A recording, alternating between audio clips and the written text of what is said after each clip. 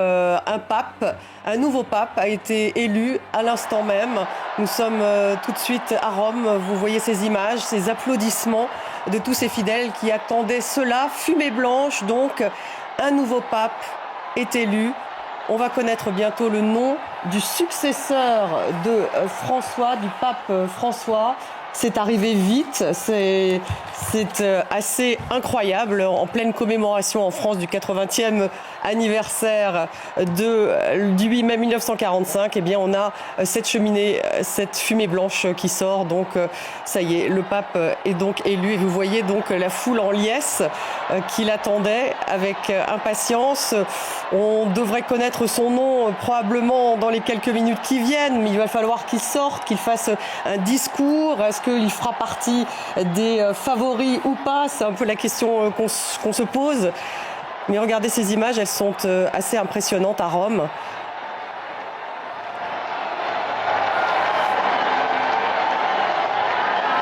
Et les cloches qui sonnent à la basilique Saint-Pierre.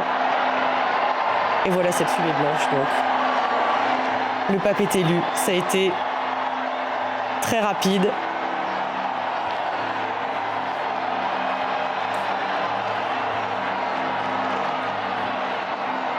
Il attendait avec impatience tous ses fidèles, place Saint-Pierre, justement, cette fumée blanche. Eh bien la voilà, ça fait donc 2 jours que les 133 cardinaux sont réunis en conclave. Et 2 jours après, donc à peine 48 heures après, eh bien le nouveau pape a été élu. C'est donc rapide, on est encore dans le suspense, on ne sait pas qui prendra la succession du pape François. On connaît le nom des favoris. Fera-t-il partie des favoris ou pas? Pour le moment, on ne le sait pas. Nous allons bien sûr retrouver très vite notre équipe envoyée spéciale sur place, Raphaël Kahn, qu'on attend, qui devrait donc être avec nous dans très peu de temps pour nous raconter un peu ce qui se passe là-bas. Nous avons donc quitté les Champs-Élysées, nous avons quitté la place de l'Étoile où ces commémorations du 80e anniversaire du 8 mai 45 ont toujours lieu pour aller à Rome, puisque fumée blanche oblige, le nouveau pape a été élu. Et voilà ce qui peut se passer entre Paris et Rome. Et nous sommes donc là, évidemment, à Rome, avec une foule en liesse, alors qu'à Paris, on célèbre le 80e anniversaire de ce 8 mai 45 dans une très grande solennité. On voit qu'à Rome, au contraire, c'est de la joie, avec tous ces fidèles, peut-être probablement aussi des touristes qui sont simplement venus là pour voir cette cheminée devenir blanche. Il est donc 18h11 et à 18h11, on sait qu'un nouveau pape est élu. Raphaël Kahn est notre envoyé spécial sur place. Eh bien, on peut dire que ça a été tout de même assez rapide, Raphaël. Mais effectivement, Stéphanie, alors ça a été rapide, comme c'était le cas d'ailleurs pour Benoît XVI et pour le pape François, les 2 précédents papes qui ont eux aussi été élus au 2e jour de conclave. La fumée blanche vient de, vous le voyez, hein, de sortir de la cheminée de la chapelle Sixtine qui se trouve derrière nous, le signe donc que les 133 cardinaux ont réussi à s'entendre sur le nom d'un pape en l'espace de 24 heures, Nathalie Mendoza.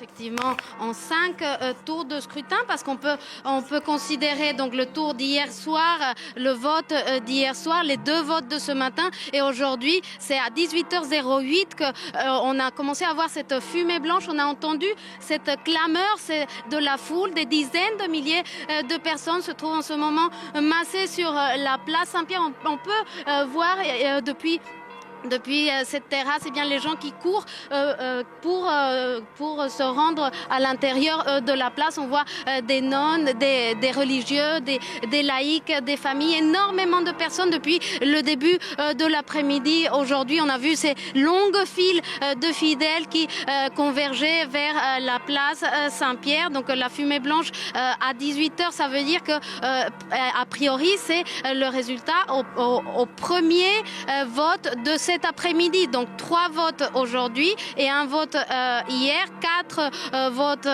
au total. C'est c'est plus rapide par rapport à l'élection du pape François en 2013. Et donc voilà, a priori une surprise pour cette journée. On s'attendait à peut-être une fumée blanche, mais plus tard ce soir, à l'issue du 4e vote de cette première journée, deuxième journée de conclave. Oui, parce qu'il faut dire, hein, Natalia, qu'avec 133 cardinaux électeurs, on touchait là un record. Le pape François avait désigné 108 cardinaux électeurs tout au long de son pontificat. Et donc, ces cardinaux électeurs, pour la plupart, ne se connaissaient pas avant même d'arriver ici à Rome. Beaucoup ont fait connaissance entre eux à l'occasion des congrégations générales, les jours qui ont séparé le décès du pape François de l'ouverture du conclave hier, l'occasion d'échanger, de faire connaissance et également de faire part de leurs objectifs, de leurs ambitions pour l'Église. On craignait que ce conclave ne s'étire, ne dure longtemps pour permettre justement de dégager d'abord un favori et ensuite cette fameuse majorité des 2/3, d'autant plus élevée qu'il y a donc, je vous le disais, 133 cardinaux électeurs et donc que cette majorité se situe à 89, majorité des 2/3. Et donc, vous l'avez dit, au 4e tour de scrutin, vraisemblablement, ils sont parvenus à dégager un pape, à décider ensemble d'élire un primus inter pares, et donc celui qui, dans quelques minutes, devrait apparaître, puisque maintenant, eh bien, il échoue à un Français, le protodiacre Dominique Mamberti, par la célèbre formule, Habemus Papam, de faire savoir au monde que ça y est, Rome a un pape, mais d'ores et déjà, le bourdon de la basilique Saint-Pierre résonne derrière nous, signe que, eh bien, nous ne nous sommes pas trompés, nous ne sommes pas albinos, c'est bien de la fumée blanche qui est sortie de la chapelle Sixtine. Oui, effectivement, et il faut dire, c'est vraiment un élément important de souligner la rapidité avec laquelle le collège cardinaliste a réussi à trouver un consensus autour d'un cardinal. On ne sait pas encore de qui il s'agit, mais trouver 89 voix parmi les 133 cardinaux électeurs, ce n'était pas joué d'avance, et ça montre que le travail pendant les congrégations générales dont vous parliez, cette période de pré-conclave qu'on a vécue pendant 12 réunions très longues, pendant lesquelles une vingtaine de prélats ont pris la parole et ont exposé les priorités de l'Église catholique, les enjeux pour la communauté catholique dans le monde, la situation internationale aussi. Ils ont dressé le portrait robot du futur pape, les qualités qu'ils auraient voulu voir dans le successeur du pape François. Eh bien, ce travail de faire connaissance, de lister les priorités pour le prochain pape, pour le pape qui vient d'être élu, eh bien, ce travail a été fait et ils ont réussi donc aujourd'hui à trouver ce consensus qui n'était pas facile à trouver. 89 voix, c'était beaucoup, et donc aujourd'hui ce résultat on voit qu'il suscite une grande émotion dans cette communauté catholique, une communauté très vaste, 1,4 milliard de fidèles catholiques dans le monde. Alors on ne connaît pas l'ampleur évidemment de cette majorité. Combien de votes de cardinaux électeurs se sont portés sur ce nouveau pape? On ne connaît évidemment pas non plus son identité. On va découvrir son nom. Cela va être donné là encore une fois par le protodiacre Dominique Mamberti. Et puis le pape, celui qui est déjà pape actuellement, qui a donc accepté cette charge, il est en train de se recueillir en ce moment même. Dernier moment sans doute pour lui d'intimité, le temps de prendre aussi la mesure du poids de sa charge dans la cathédrale des larmes. Oui, effectivement, on peut imaginer la chapelle des larmes. C'est une petite chambre de 9 mètres carrés. Elle se situe derrière la chapelle Sixtine, attenante à la chapelle Sixtine, la chambre des larmes, car c'est là que le nouveau pape décharge l'émotion. On peut imaginer, face à l'énormité de la charge qu'il vient d'accepter, l'émotion qui le parcourt en ce moment. C'est dans cette chambre des larmes qu'il est accompagné par le cardinal Camerlingue, par le maître des célébrations liturgiques pontificales, et c'est là que aussi il va commencer à prendre conscience de la charge qui est la sienne. Il est le successeur de Pierre, le vicaire du Christ, le pasteur, le guide spirituel de cette communauté catholique dans le monde. Il se recueille donc dans cette chambre des larmes. Il s'habille aussi. Il a 3 soutanes à disposition, 3 tailles ont été préparées, petites, moyennes, grandes, en fonction de la corpulence. On ne sait pas qui a été élu, donc cela a été prévu à l'avance. Sa calotte de pape lui est remis et il a aussi le choix de la tenue avec laquelle il va se présenter au monde. Est-ce qu'il utilisera une croix en or, une croix en argent?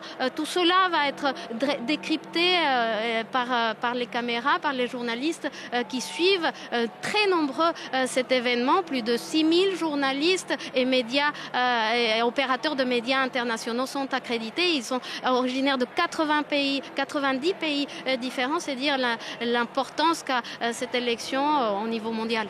Oui, alors on attend évidemment de connaître son nom qui sera bien évidemment une indication aussi du sens qu'entend donner le nouveau pape à son pontificat. On le sait, le précédent, Jorge Bergoglio, avait surpris par ce choix de François qui était une première, en référence bien sûr à Saint François d'Assise, même si lui-même était issu non pas de l'ordre des franciscains mais des jésuites. Beaucoup de spéculations, on a vu évidemment les sites de parieurs qui sont à nouveau autorisés d'ailleurs depuis 1918 ici en Italie, spéculer sur le nom du futur pape. Beaucoup imagineraient bien un François II pour s'inscrire dans les pas du pape François. Oui, le nom de règne, c'est un élément très important, très significatif, un choix très personnel aussi. On pourrait dire le choix le plus personnel qu'il devra réaliser pendant ce pontificat. Il choisira un nom qui révélera les grandes lignes, qui pourrait révéler les grandes lignes, qui pourrait être programmatique de ce que sera son pontificat, ses priorités. Et s'il s'inscrit dans les pas d'un précédent pape ou pas, le pape est proclamé une fois qu'il choisit son nom, une fois qu'il est élu, on lui demande s'il accepte la charge. Il a accepté visiblement puisqu'on a une fumée blanche. Ensuite, on lui demande ce nom. Quel est le nom de règne, quel est le nom de pape qu'il souhaite adopter. Le pape a un temps pour décider ce nom avant d'être présenté au monde entier depuis la Loggia delle Benedizioni, le balcon central de la basilique Saint-Pierre. Nathalie